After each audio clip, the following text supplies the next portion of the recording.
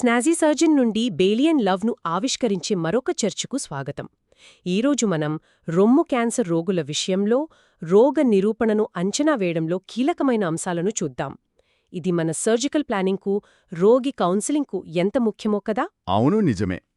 రోగి ఫలితాలని ముందుగా అంచనా వేయగలగడం మన చికిత్సా నిర్ణయాలను, అంటే ఏ ట్రీట్మెంట్ ఇవ్వాలి అనే దాన్ని బాగా ప్రభావితం చేస్తుంది.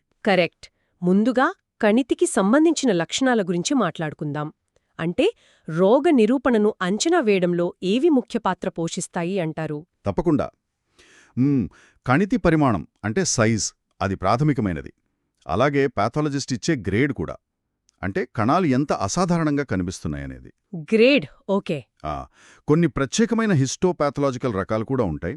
ఉదాహరణకు మెటాప్లాస్టిక్ కార్సినోమా లాంటివి. అవి సాధారణంగా కొంచెం దూకుడుగా ఉంటాయి. మరి లింఫోవాస్క్యులర్ ఇన్వేజన్, ఎల్విఐ అంటాం కదా, లేదా విస్తృతమైన డీసీఐఎస్ భాగం ఉండటం, వీటి ప్రభావం? అవును, ఎల్విఐ ఉండటమంటే ఆ కణితి మైక్రోస్కోపిక్ లెవెల్లో రక్తనాళికల్లోకి గాని శోషరస నాళికల్లోకి గాని వెళ్ళిందని అర్థం. ఇది కొంచెం వ్యాధి మళ్లీ రావడం లేదా దూరంగా వ్యాపించే రిస్క్ని పెంచుతుంది. రైట్. అలాగే కణితిలో ఎక్కువ భాగం డీసీఐఎస్ ఉందంటే కొన్నిసార్లు అది లోపలున్న ఇన్వాజివ్ క్యాన్సర్ తీవ్రతను లేదా లోకల్ రికరెన్స్ రిస్క్ను సూచించవచ్చు. అర్థమైంది. ఇక చంకలోని శోషరస కణుపులు, యాక్సిలరీ లింఫ్ నోడ్స్ ప్రమేయం గురించి చెప్పండి. అది ఎంత ముఖ్యం? అలాగే బయోలాజికల్ మార్కర్స్ పాత్ర? యాక్సిలరీ నోడ్ స్టేటస్ అనేది రోగ నిరూపణలో బహుశా అత్యంత కీలకమైన అంశాలలో ఒకటి. అంటే ఎన్ని నోడ్స్ పాజిటివ్ అన్నది రోగి మనుగడ అవకాశాలతో నేరుగా సంబంధం కలిగి ఉంటుంది. ఓకే. దానితో పాటు కణిత యొక్క బయోలాజికల్ లక్షణాలు కూడా, అంటే H2 పాజిటివ్గా ఉండటం లేదా ట్రిపుల్ నెగటివ్, అంటే ER, PR, H2 మూడు నెగటివ్గా ఉండటం. ఇవి సాధారణంగా వాటి దూకుడు స్వభావం వల్ల కొంచెం తక్కువ అనుకూలమైన రోగ నిరూపణతో ముడిపడి ఉంటాయి. సరే, ఇవి కణితకి సంబంధించినవి.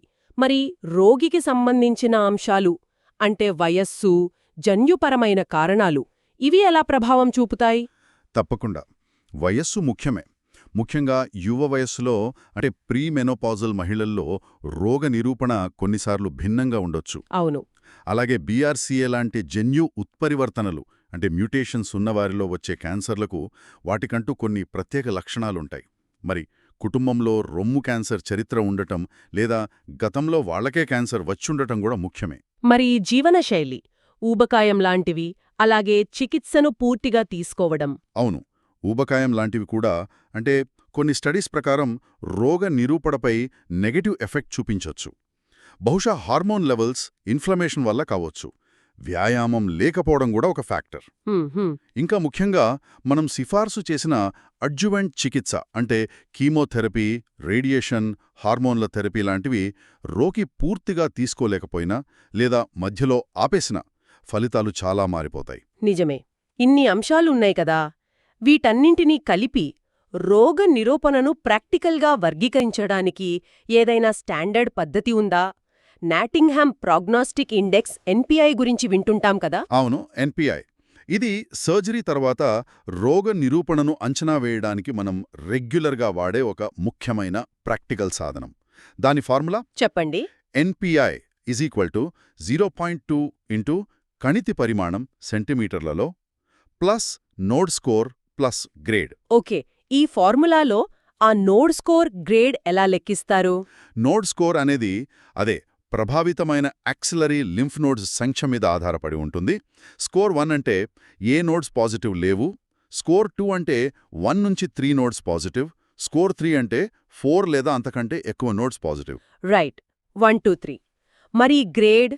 గ్రేడ్ అనేది పాథాలజిస్ట్ కణితి కణాల డిఫరెన్షియేషన్ బట్టి ఇస్తారు. 1 అంటే వెల్ డిఫరెన్షియేటెడ్, 2 అంటే మోడరేట్లీ, 3 అంటే purely differentiated. Okay, grade 1, 2, 3. So ఈ NPI స్కోర్ను లెక్కించాక దాన్ని ఎలా అర్థం చేసుకోవాలి? అది మనకెలా ఉపయోగపడుతుంది? NPI స్కోర్ బట్టి రోగులను మనం వివిధ రోగ నిరూపణ గ్రూపులుగా విభజించవచ్చు. ఇది ముఖ్యంగా అడ్జువెంట్ చికిత్స అవసరమా, ఎంత అవసరం, ఫాలోఅప్ ఎంత క్లోజ్గా ఉండాలి అనే విషయాల్లో మనకు గైడ్ చేస్తుంది. అంటే ఎలా వర్గీకరిస్తారు? అంటే స్కోర్ 2.4 లేదా అంతకంటే తక్కువ ఉంటే అది అద్భుతమైన ఎక్సలెంట్ ప్రోగ్నోసిస్. ఓకే. స్కోర్ 2.4 కంటే ఎక్కువ, 3.4 వరకు ఉంటే అది మంచి గుడ్ ప్రోగ్నోసిస్. మ్మ్. స్కోర్ 3.4 కంటే ఎక్కువ 5.4 వరకు ఉంటే అది మధ్యస్థం మోడరేట్. రైట్. ఇక స్కోర్ 5.4 కంటే ఎక్కువ ఉంటే అది పేలవమైన పూర్ ప్రోగ్నోసిస్గా పరిగణిస్తాం. అంటే పోర్ ప్రోగ్నోసిస్ గ్రూప్లో ఉంటే? అంటే ఉదాహరణకు ఆ పేలవమైన గ్రూప్లోని రోగులకు మనం ఇంకా కొంచెం అగ్రెసివ్గా అడ్జువెంట్ చికిత్స ఇవ్వాల్సి రావచ్చు.